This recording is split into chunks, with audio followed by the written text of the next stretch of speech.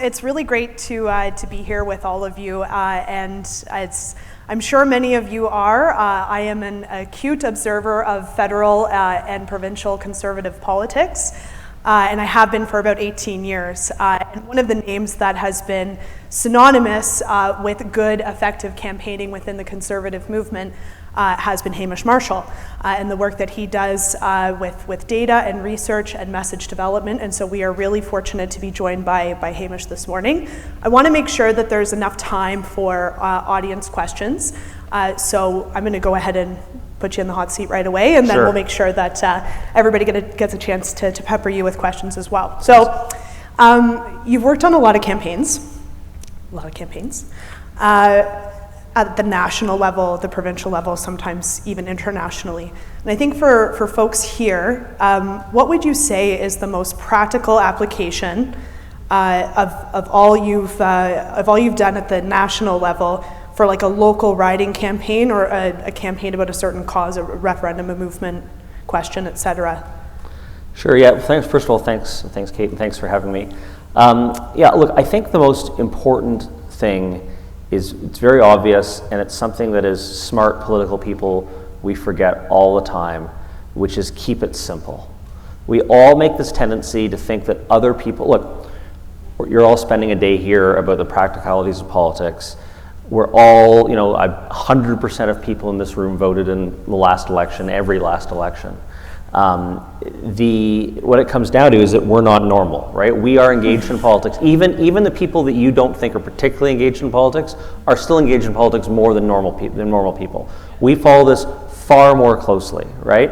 And as a result, when we start thinking out, we're going to do this strategy, you're going to do this plan, you're going to door knock in this neighborhood and not in this neighborhood, we all have a tendency to overthink this massively, right? And one point to illustrate this, just about how most people don't connect with politics, is you may remember there used to be a premier of Manitoba called Greg Selinger, and Greg Selinger became premier in about 2010, I think, when he became premier.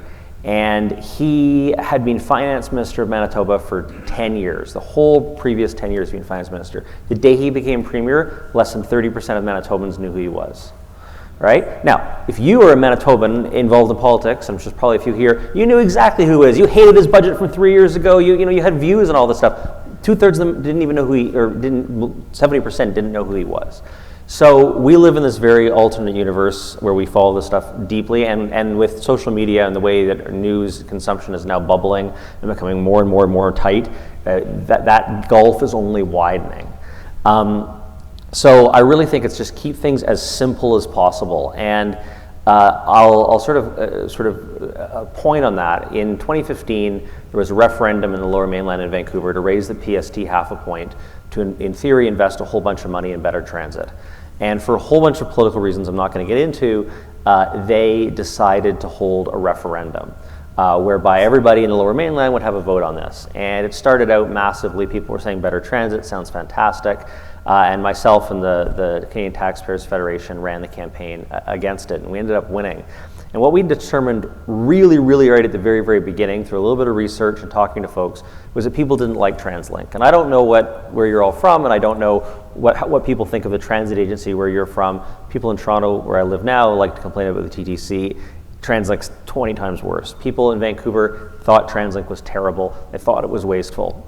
And our message was, why would you trust TransLink with any more of your money, right? That was it. And every time we got away from that, there was a couple of things. Partway through the campaign, we did some FOIs and found out there was a secret plan to close a bridge, and we decided to spend a week on that to change up our message. And honestly, it knocked us off message, and it suddenly muddled everything. And it seemed like a winner, but we were overthinking it. Well, we'll get these people who have to deal with this bridge. We'll have to get them involved and get them carrying, because that bridge is going to... But again, every time we went off our really straightforward, simple message that we knew was connecting, we got ourselves in trouble. And so, more than anything else, just don't overthink this. Keep it simple. And it's very hard, because there'll be lots of smart people, yourselves included, around saying, well, if we do this, and if we go to this group and we say this thing to this group, it'll get that 700 people, and it's hard to resist, but that's the one thing.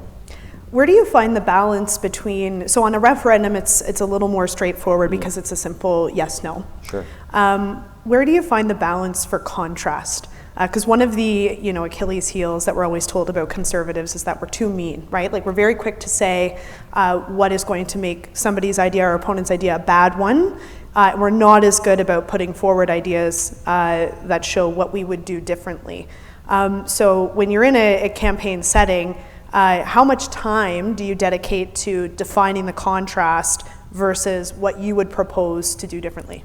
Yeah, look, I think contrast is very important. People have to understand the choice in elections, and they have to, especially if you're a challenger, people have to understand that there are consequences to elections, right? I remember, I'll never forget, the day after Nenshi won the first time in Calgary, Rick McIver had run an okay campaign, but obviously hadn't worked, and hadn't driven through the consequences of anybody else winning at all. I remember sitting in the Air Canada lounge in the Calgary airport with two very fancy businessmen in very expensive suits behind me talking about the election results.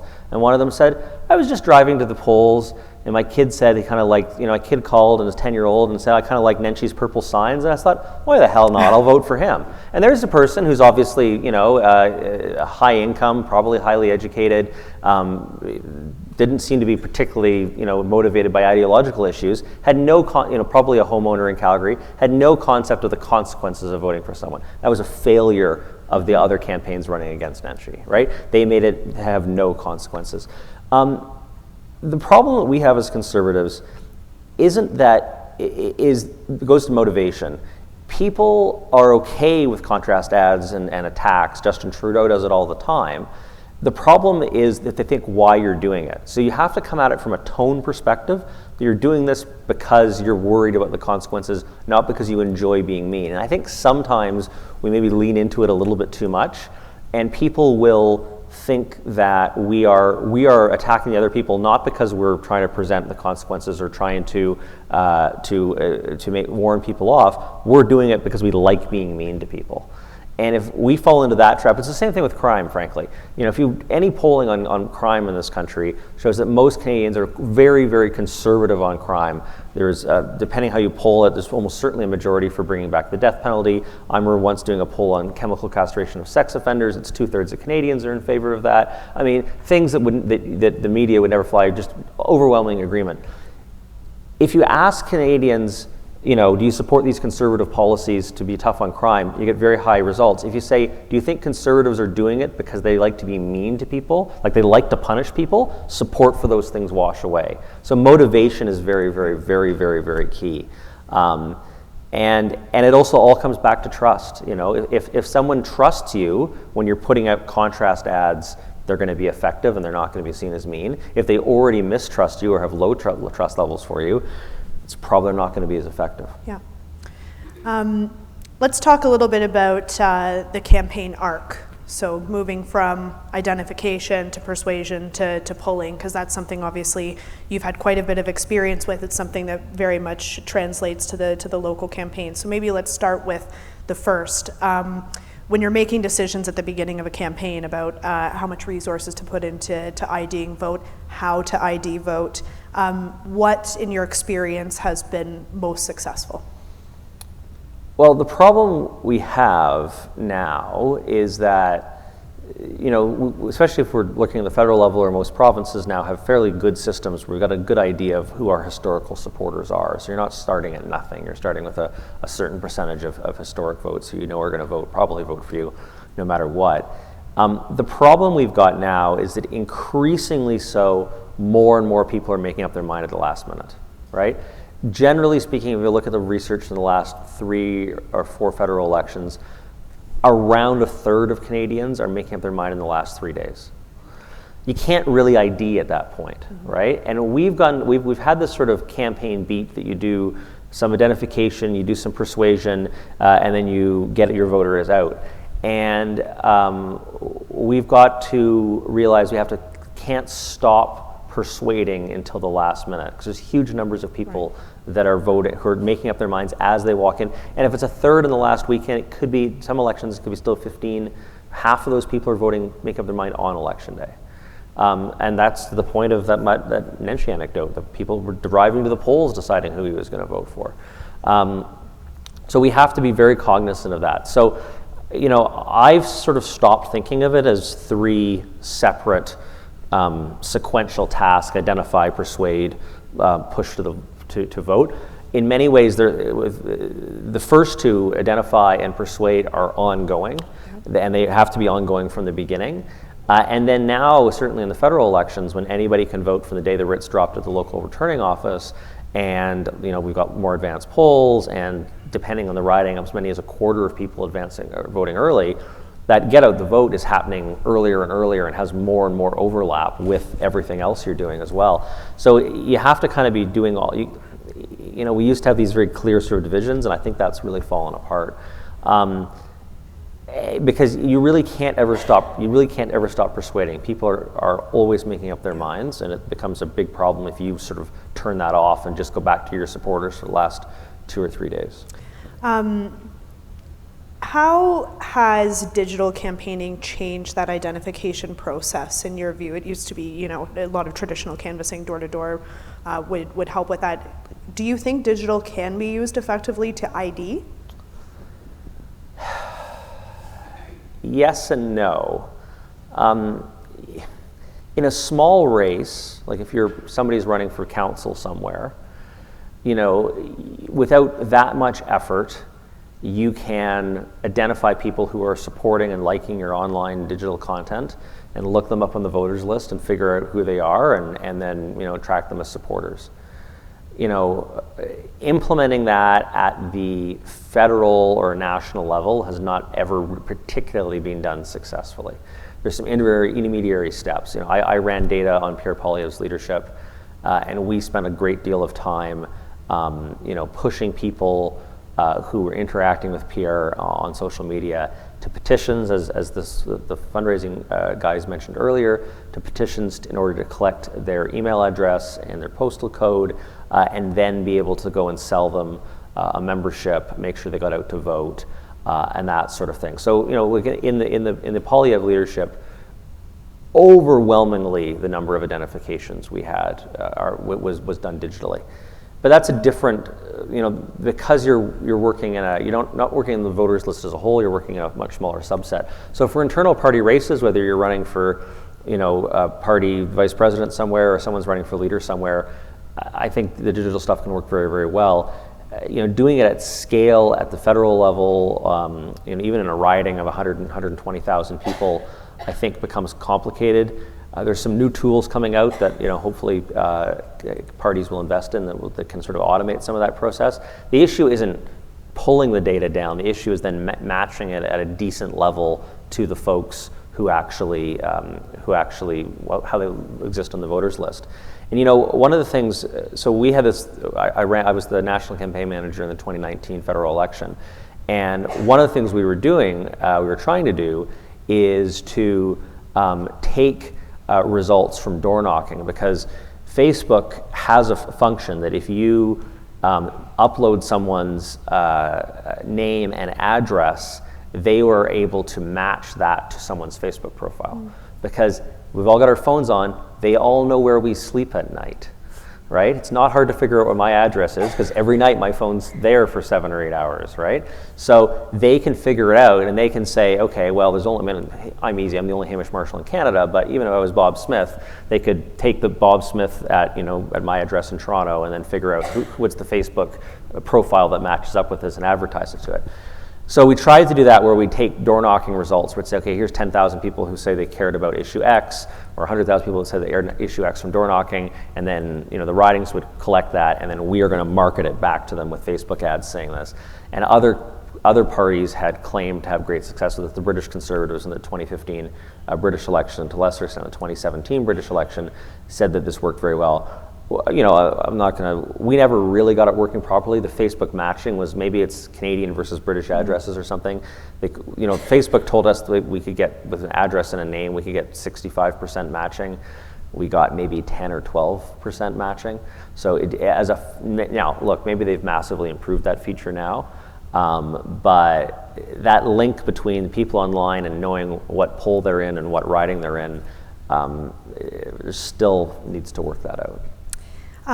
When we talk about persuasion, and the title of this session is Formulas for Winning. I think folks might be interested in what the division might be between spending money to persuade on digital advertising versus more traditional advertising. And in your view, does that change depending on the type of campaign you're running? If you're running a council campaign or an internal race, or if you're doing something a little bit bigger, how do you, as a manager and a practitioner, kind of find that balance? Look, I think if you're running for city council, maybe if somewhere in Toronto, this isn't true, wards are so big, but if you're running for something smaller, the ability to do mass media advertising, TV, radio, print. Which you should never do print, never ever do print. Billboards can be localized. Just doesn't have the localization. You're paying for a lot of money. You're paying a lot of money for people who don't matter in your race, right? Like right now, I'm helping out the ABC team, which is a municipal slate who's running for the council and mayor in Vancouver, and they are doing TV and radio. But we're paying TV and radio rates for the whole Greater Vancouver area, of which the city of Vancouver is only a quarter of. Now, because of the city of Vancouver and the scale, it makes sense. It doesn't matter to them. They're also advertising to people in Burnaby and Surrey and Delta and Coquitlam, but because they're big enough that it still makes sense. But if you're running for mayor of Coquitlam or mayor of Port Moody, buying a TV ad that people see in the whole Lower Mainland is a complete waste of money. So one of the big strengths of digital is the ability to geolocate and to say we're only going to do it in this municipality or in these bunch of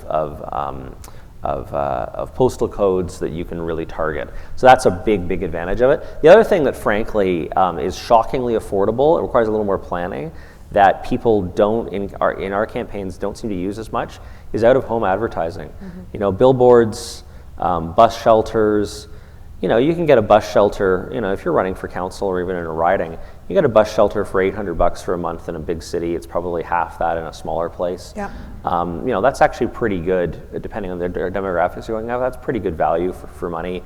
It builds people driving down the street, people standing in the bus shelter. You can usually pick the locations pretty well.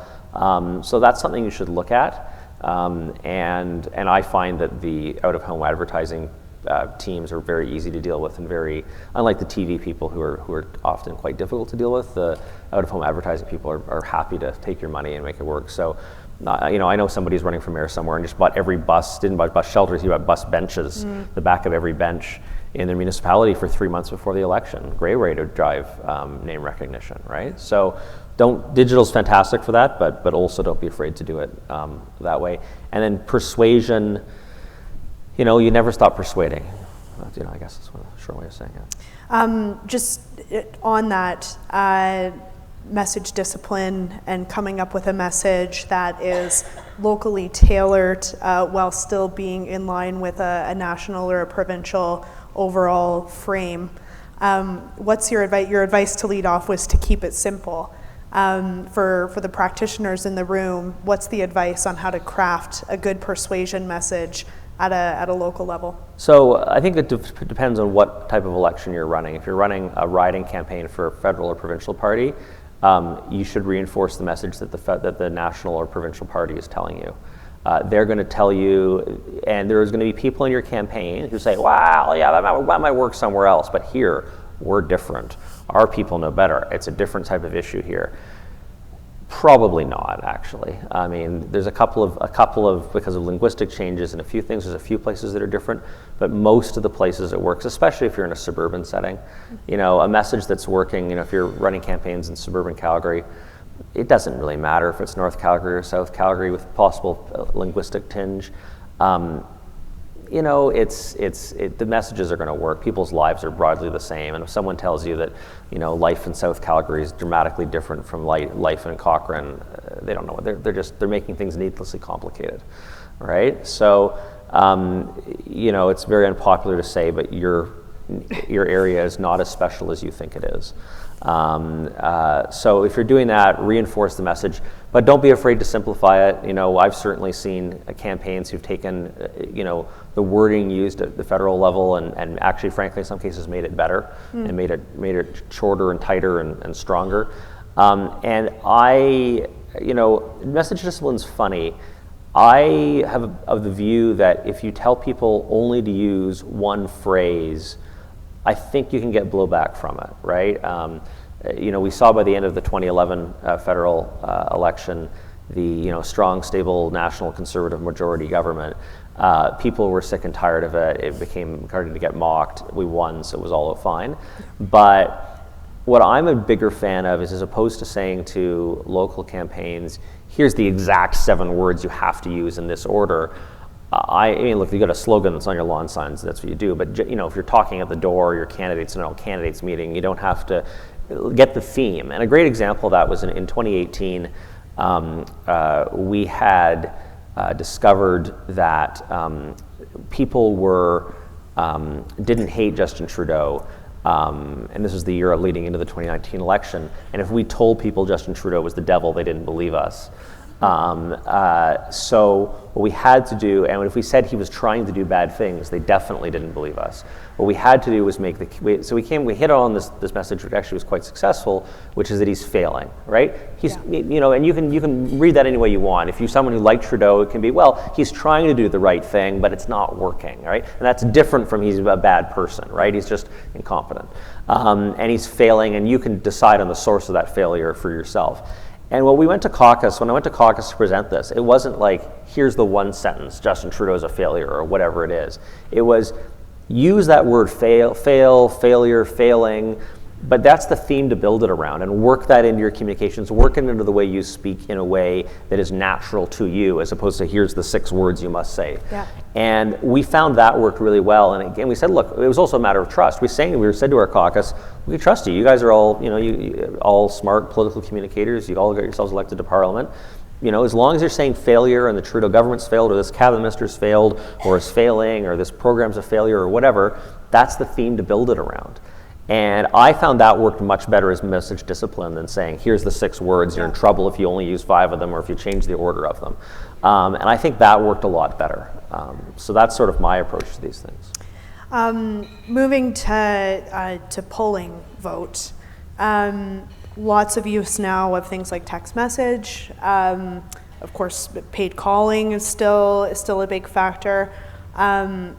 What's your advice for folks in the room about how to think about effective ways to poll vote, and how to allocate resources to kind of door knocking on E-Day versus text versus calling? What do you find that's working best? So I think the best thing. I think texting is actually very good if you've got cell phone numbers. A lot of our campaigns don't have enough cell phone numbers, but it's something that if you've got people, your cell phones, your supporters' cell phone numbers, texting can be quite effective at reminding people to vote. I'm a huge fan of door knocking. I think because the phones are dying, right? Phones are dying. There's probably some phone people here who don't want to hear that, but the phones are landlines. It's not even that I don't have a landline. I don't even have a jack for a landline in my house. If I wanted to get a landline, I'd have to have them come and install a jack. I mean, it's ridiculous, right? And no one has my cell phone number, it's on my company website, but whatever. You see my point. But my point being is that it's very, very hard to connect with people. Email, it's easy to ignore. Door knocking is great. But the trick on get out the vote is to start early. These advanced polls are early. People can vote at the returning office all times. And frankly, the best weapon is a very trained door knocker who you've spent the time training, who can do multiple things depending on the conversation. So they go knock on a door, and it's someone that's hostile. They know, and this is going to be 2 weeks before Election Day. They knock on the door. If someone's hostile, they know to get the heck out of Dodge, mark it down, move on. It's someone who's undecided. They work on the persuasion message. It's someone who's a supporter. They immediately ask for a lawn sign, and they say, hey, advanced polls start on Friday. Your advanced poll for your neighborhood's just going to be at the elementary school down the street. They open up at 8 a.m. and use that push. So a good door knocker who can adjust to the situation is by far the best resource you've got. Yeah, that's good advice. I want to go to questions soon for those that have them. So if you want to indicate by just raising your hand, but one thing I wanted to ask you is what you do if you know you're not going to win. Oh boy. Look, I've worked on 140 campaigns and lost many of them. The biggest problem I find, look, there's two problems if you're not going to win. Well, more than two, but one is managing the candidate, right? I've worked with, like, in my mind, there's two types of candidates. There's ones who are convinced everyone's voting for them.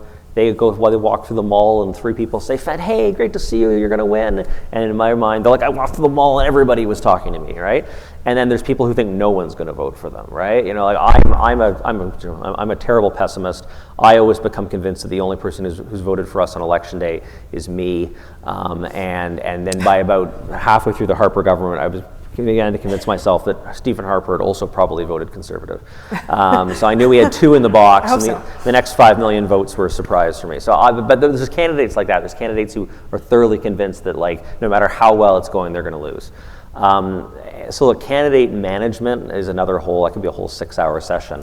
And some candidates, if you tell them they're going to lose, it's going to crush them and you're not going to see them again for 5 days. Other ones, they say that's great, you know, they're just sort of happy to go on. But most of them, in my experience, don't believe you, right? So you have to sort of start laying expectations, make it clear. The other problem is volunteers. If volunteers feel you're going to lose, they're going to stop turning up. So you have to kind of, without outright lying and saying, well, we're going to get blown out here, you have to sort of say, well, you know, if we're going well, we're getting some good, you have to sort of push through. Because the other thing that happens, and I don't know if the rules are here provincially, but federally, we've got the vote subsidy, so that every every dollar you spend, like the federal government, or in some provinces anyway, that every vote you get anywhere, even in ridings you lose, contributes to a vote subsidy that the provincial or in some cases the federal government gives to the parties. And which means that even if you're running in a riding where you're going to get 12% of the vote, it's worth working to get 12 to 12.5, because that extra few hundred votes works out to, you know, some more money for the party. So, you know, you have to, but mostly if you know you're going to lose, I find you have to try to maintain morale and everything else, because it can be very, and it's a tough thing. Like, I had to tell Andrew Scheer 5 or 6 hours before the polls closed that, you know, we weren't going to win. And it's a really tough conversation, right? Like, especially at a national level, people have been running around blowing their brains out away from their family, and to know that it hasn't worked is very, very difficult. So I just say keep your morale up, and, you know, weird things happen. I'm sure that a lot of those NDP candidates in Quebec in 2011 didn't think they were going to win and ended up winning. So try to keep morale up, I guess. Yeah. Happy note. Yeah, on that happy note, that's right. Please put your hands up if you'd like to ask a question. I'll come over to you, but I'll take microphone privilege here and ask you, Hamish, what do you see working well in the advocacy space? And what do you see not working so well in the advocacy space right now? I think the biggest mistake that advocacy, this is one of the reasons why the Canadian Taxpayers Federation is successful, is that the CTF isn't afraid to step on toes. And the biggest problem I see in the advocacy space is people who've got money and imagination ultimately pull back and say, well, if we piss off this person, this isn't going to work, et cetera. We have to, and don't make their issue front and center because they're a little scared of rubbing people the wrong way. And I think, as I said, that's why I utterly believe the CTF's been a phenomenally successful advocacy organization for, how many years has it been going, Troy? Many, many years. 32? Since 1990. There you go. So the CTF doesn't never shied away from a fight. In fact, likes fights and picks fights and isn't afraid to piss off people. And I think that is a real strength. And I work with lots of advocacy organizations, and some of them are, you know, like I've got a client now who will remain nameless, who I regularly come in and say, here's where we should attack. And they go, oh, you're right, that would probably work. Like, yeah. They're like, but then so-and-so is going to call us. Like, yeah, they are. They're not going to be happy, but it's going to get you the attention you need on this issue. Oh, I don't know if we can sell that to the higher ups. All right, okay, fine. You know, like, I've done my bit. We've come up with, but you have to be prepared to step on toes. And a lot of people in the advocacy space, I find, really aren't. Yeah. Okay, Norman. Thanks, Hamish. One question I want to ask you is conservative messaging. As conservative, we tend to be pragmatists. So when we doing through campaign messaging, we tend to be messaging. And to give you an example, we love talking about affordability. But one thing that I'm seeing is why I talk about affordability when we should be talking about a little bit more aspirational, like prosperity.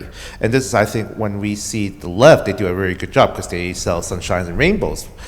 And how can we, I guess, as conservative, wouldn't that be a little bit better for us if we sell, to me, prosperity and affordability is really much the same thing, the path. But no one wants to aspire to buy milk and bread. Everyone wants to buy a house, which Pierre did really well on, buy a nice car and stuff like this. So what are your thoughts on having our messaging more having that aspirational rather than just being pragmatic? Look, the party that owns the future tends to win, right? Tony Blair, Bill Clinton, generally, Reagan in '80, the party that seems to have a stronger vision for the future tends to win. So I think we should do that. It's hard to do. It's easy to say, it's hard to do. But I also think, and it's difficult to find that line between aspiration and, which I agree, aspiration is good, but it's difficult between that line and the real practical realities of today. And I think it very much is going to depend on a campaign. Like right now, where people are, really suffering with the cost of living crisis right now, and the price of everything, I wouldn't bother with aspiration down the road. I would very much focus on what are we going to do to make life more affordable in the very, very near term. Because I really think that we need to, there's a present crisis, but absent of a crisis, owning the future is the way to go. So I guess the answer is sort of both. But think about that, the idea that the party that owns the future tends to win, that if you've got the compelling message for the future, and this is something that, look, governments after they've been in power 8, 10, 12 years generally lose that ability to own the future, right? I mean, when we won federally in '06, we were the party talking about things being future indifferent. When Trudeau won in 15, we weren't seen as particularly forward-looking at that point. So I really think it has a lot, and I think Trudeau will have a very hard time trying to own the future in the next federal election. And Pierre certainly built in a whole bunch of aspirational messaging in there. So you're right, it does need to be part of the mix, but you can't ignore, if there's a crisis, you can't ignore real instant present realities either. Okay, here in the front row, Bill? If you're looking at fielding a bunch of, or scrutinizing a bunch of candidates for an upcoming election, what kind of questions should be asking the field of people in order to break that down to the candidate? So in my view, there's three things that there's three things that a candidate can bring to a campaign, right? One is access to a pool of volunteers that's outside of compared to the typical conservative candidate, right? Me walking into some riding in Calgary and being the candidate, no one knows who I am, right? That would be the typical conservative candidate. So can this person bring a group of volunteers more than the normal conservative candidate? Can the person raise money more than the conservative candidate? Or does the person have media credibility more than the typical conservative candidate? A good candidate has one of those three things. A great candidate has all three. So I would very much look at those criteria. Say, how can this person grow the pie? And be brutal about it. I think there's a lot of people who run that are very much the typical candidate who might be great people, and many of them are friends of mine and are people you enjoy spending time with, but aren't making a marked difference between their name and somebody else's name on the ballot. So that's the lens I look at it. Okay, we've got Noah here in the middle. Do you see like a common theme between conservative campaigns that lose, like say Erin O'Toole's 2021 campaign, or there's 5 leadership candidates that just lost? Do you see like a common theme between losing campaigns, specifically conservative ones? I think it's lack of I don't know exactly the right word it is, but often it's lack of a clear ballot question or a clear vision, right? I think a lot of people go back to what I said at the very beginning, try to make things far too complicated. They're running on 5 different things. I see it in the provincial leadership race right here. It's that the people who it's clearest what they stand for don't always win, but generally have a better shot of winning. And the people who muddle their own messages, that's generally a sign of a losing campaign, right? Aaron O'Toole in 2021 had this just mess of a message that was sometimes conservative, sometimes wasn't, sometimes criticizing his own party, sometimes not. It was very, very unclear what Aaron O'Toole's vision and message for what the ballot question was compared to Justin Trudeau, right? And that's one of the reasons we lost. So I'm of the view that it has to be very, very clear. It has to be drilled into everybody. There shouldn't be any confusion amongst both the electorate and certainly the party activists and the volunteers and the candidates. And look, I think that's one of the reasons why Pierre was so successful, not just at signing up hundreds of thousands of people, but even if there'd been no membership sold on that thing, he would have won, because he had a very, very, very clear vision. It was obvious from day one of the campaign, and he just drove it very, very hard, and people knew where they stood with him, and some people liked it, lots of people liked it, most people liked it, some didn't.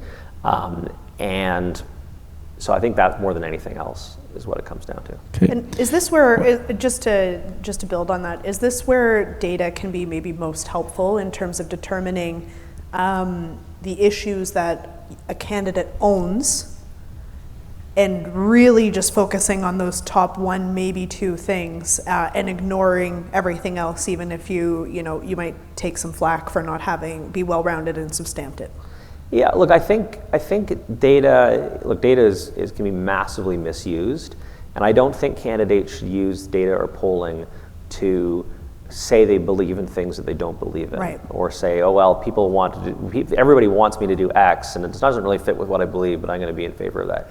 I think where it's useful is figuring out what the real priorities are, what gets people up in the morning, and that is useful so that you can have 10 issues on your website, but you really only talk about the 2 that people care about, right?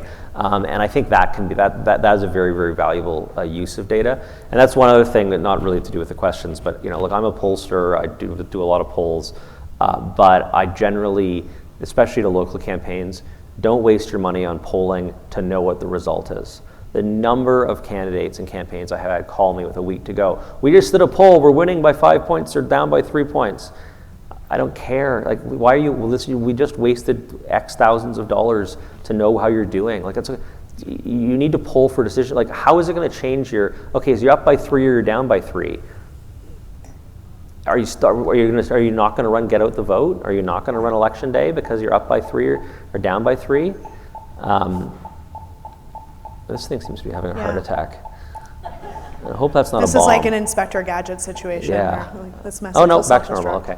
But so all the time you get these people saying, "Oh, we got to poll, figure out how we're doing." No, you don't need to poll. Like you need to poll to make a decision. A good use of a poll is to say, we've been attacking this other candidate on this aspect of their personality or their flaws for the last 6 months. Does anybody believe what we said? Okay, right. So we're going to continue that attack or double down or cut it off or double down. That's worth finding out and doing a poll to decide on. There's lots of things you do to make a decision. Polling is worthwhile to make a decision, but you need to know what the decision is before you do the poll, right? Say, here's the 3 things I don't know. We're going to do a poll to find out these 3 things so we can make a decision on those. Polling just so you know how you're doing, I'll take your money. I'm a pollster, but it's a waste of it, right? It's a waste. Okay, middle of the room here, Matthew. How do you think about losing ridings that are obviously losing ridings? I mean, you're from Toronto, I'm from Toronto. Why would somebody run as a candidate? Why would somebody get involved in a campaign? Where does that fit into sort of the overall strategy of a national campaign? Well, I mean, there's 2 things on that. One is you always win one riding you never saw coming. There's always one that you're like, wow, I thought things would be kind of okay there. I didn't think we were going to win by 10 points. Like, it doesn't matter. There's always one. So But look, there is great value, especially at a provincial level or a national level.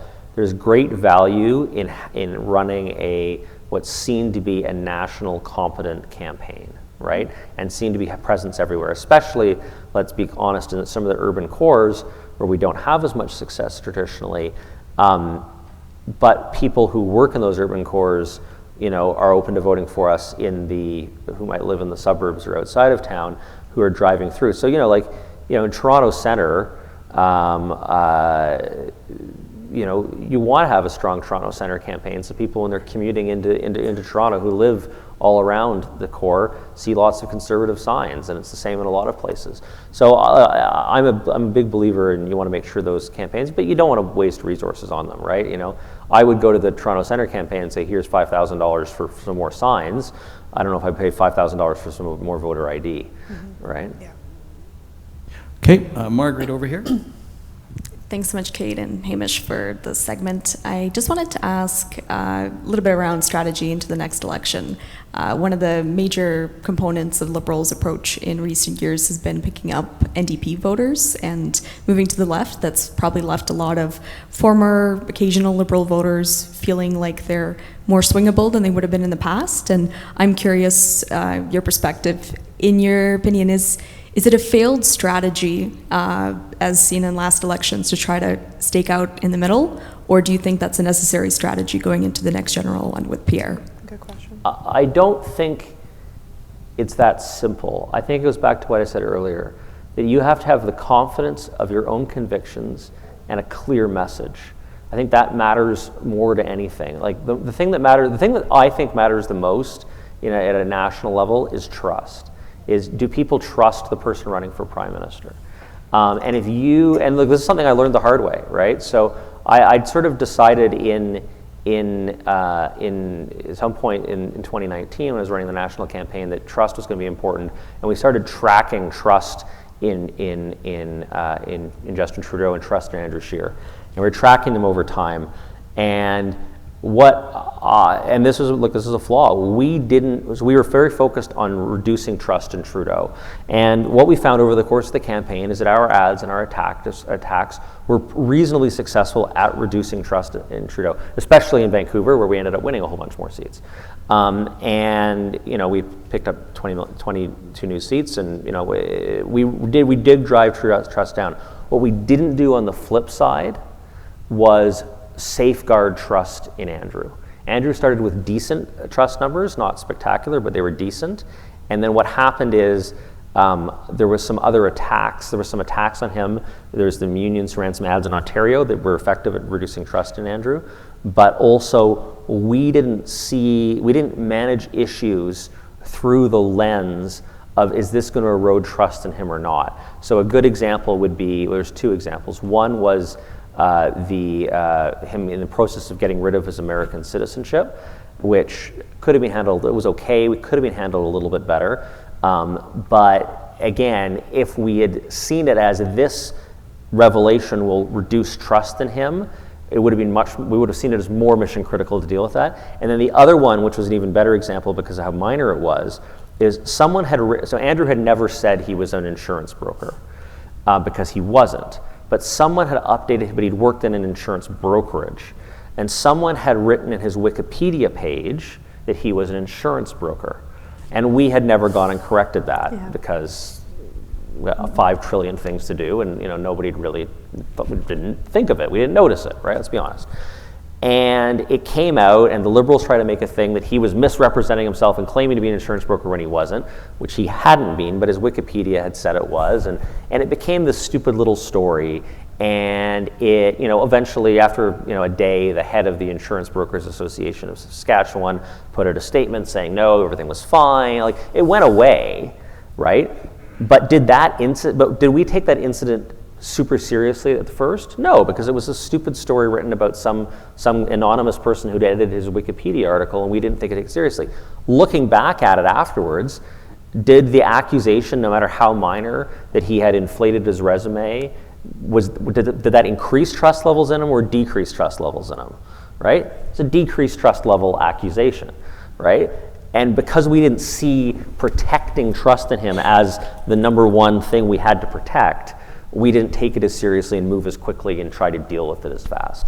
And we would have dealt with things differently if we would have been scouring as Wikipedia more for those things like that. So I think really what it comes down to more than anything else, and I think O'Toole did a whole variety of things in the lead up to and during the 2021 election that reduced trust in him, not the least of which is spending 5 days negotiating with himself on what his gun policy was. Right, like a complete train wreck. It didn't matter what your position, even if he had it didn't matter what the position on guns was. It was just the back and once people realized the whole platform was up for grabs, right? It just massively erodes trust. So that's something I think you have to think about is how do we, how do you hopefully gain trust, but then also how do you make sure that your candidate isn't losing trust, and how do you react to issues in that vein. Okay, we're going to do one last question. This will be the last one. Chris. Thank you. Chris Carlisle, Executive Director of Canada Strong and Proud. You mentioned that you find texting very useful, and we've done quite a bit of it and found a number of supporters. The problem we've found is that those phone numbers, the supportive phone numbers, are basically on an island. We have to pay every time we want to use them. Click-through rates to gather additional data from them are very, very low. It's almost not worth doing. So do you have any advice on how to better take advantage of those supportive phone numbers? So I would use and forget out the vote. So I think it's worth texting the supportive phone numbers that you have, saying, advanced polls, especially for advanced polls, saying advanced polls run today, tomorrow, Sunday and Monday, or whatever it is. Like, I think that's useful. I think useful is push for things like that. I do believe to get clicks through, you have to, even when you're doing sort of prospecting texts, you have to really do things from a clickbait perspective. I mean, the guys who did some of the online clickbait stuff that we've seen are great, and then when the same people do things on texting, they don't really follow the same lessons they've learned. To get someone to click on a link in a text is the same as getting someone to click on a link in Facebook, and your text message should be as provocative or as hooky or clickbaity as that is, even if they're supporters. Right? But I also just think, this is one of the big problems with texting. We did this, we texted with the carbon tax going up in 2018 or 2019, I can't remember. We texted, 2019, we texted God, how many millions of people? We texted like 2 or 3 million people in Ontario to get supporters. The problem is, at the end of the day, we have a phone number, and for some of them we had data on who they were, but it was shockingly few how many we had, and we just have a phone number, and we're not quite, sometimes you have a guess of what riding they're in, but it's often wrong. And so it's something that's useful. What we ended up doing was, and there's some CRTC rules around it that I don't quite remember, so don't quote me on this, but in compliance with all the rules, we would then find the supporters and live call them for donations, which was really, if we got donations, it was great, but it was really the purpose of those calls were to confirm the data, get their name and their postal code, so that we could match up that person as a supporter with other voter ID activities. And if enough people donated, it would cover the cost of the calls, and it kind of washed out. That was the theory. It was pretty successful in certain parts of Ontario, less successful in others. Okay, we have to wrap it up there. I knew this would be a great discussion, and it was. Thank you both for coming all the way out from Ontario to do this. Please give them a warm applause.